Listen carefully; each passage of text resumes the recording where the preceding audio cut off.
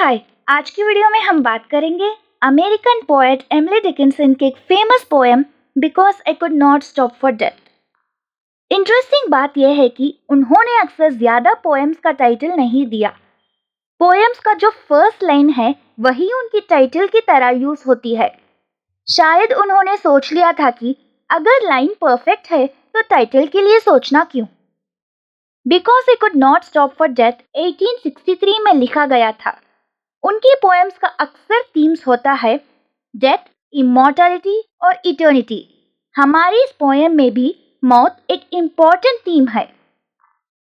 Death को personify किया गया है और उसे एक जेंटलमैन बोला गया है। डेथ पोएटस के साथ एक जर्नी मतलब यात्रा पर जाता है।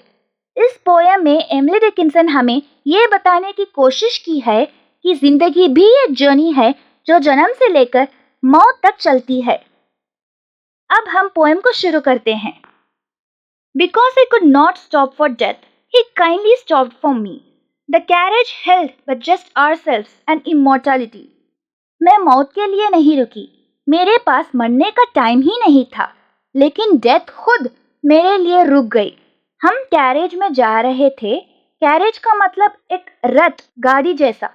उस रथ में मैं थी, डेथ थी और इमॉर्टैलिटी भी। सबको पर्सोनिफाई किया गया है। मौत को एक इंसान की तरह ट्रीट किया गया है। We slowly drove. He knew no haste, and I had put away my labor and my leisure too for his civility.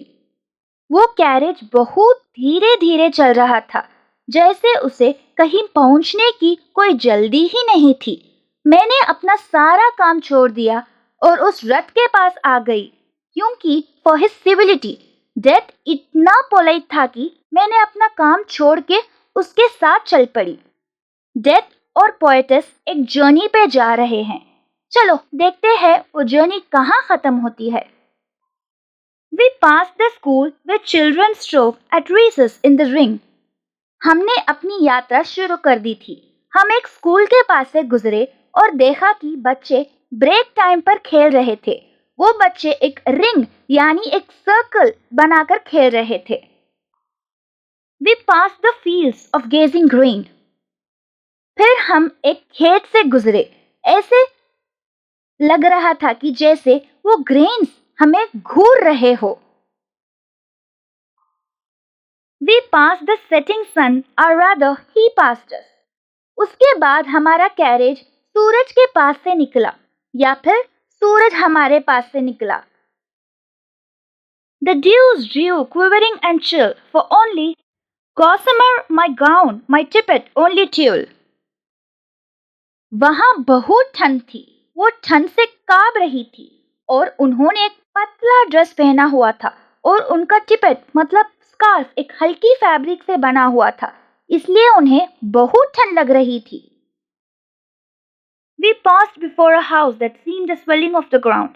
The roof was scarcely visible, the cornice in the ground. इसके बाद हमारी journey खत्म हुई और हम घर के पास रुक गए। ऐसे लग रहा था कि वो जगह कोई दफनाने की जगह हो। यहाँ खबर की बात हो रही है। वो पोएटस घर को देख रही है और उसकी रूफ मतलब छत बहुत मुश्किल से विजिबल हो रही थी। Since then, the centuries and yet feels shorter than the day I first surmised the horses' heads were toward eternity. यहाँ मैं अब खबर में हूँ।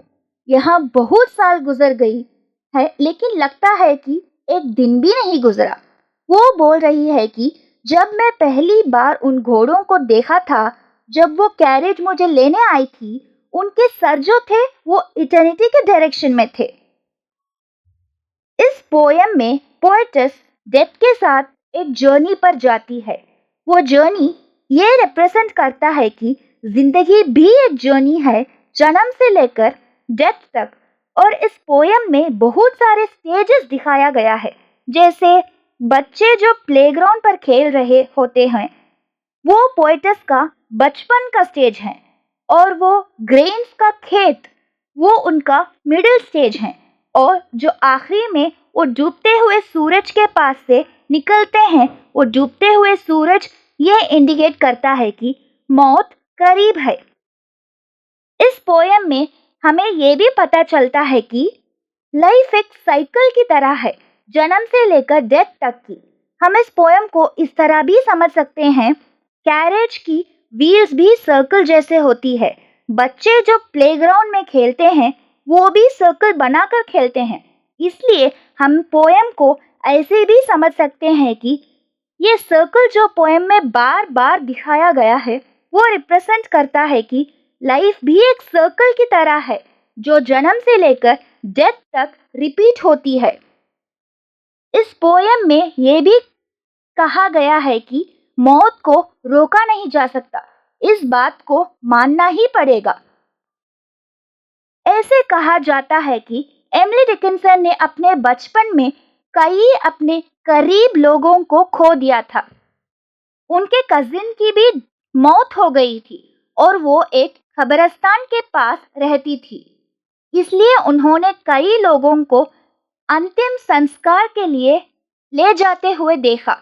ये भी उनकी पोयम के लिए इंस्पिरेशन हो सकता है जो माना गया है। यहाँ ख़त्म होती है हमारी वीडियो। अगर आपको वीडियो पसंद आई है तो लाइक, शेयर और सब्सक्राइब करना मत भूलना। चलो मिलते हैं अगली वीडियो में।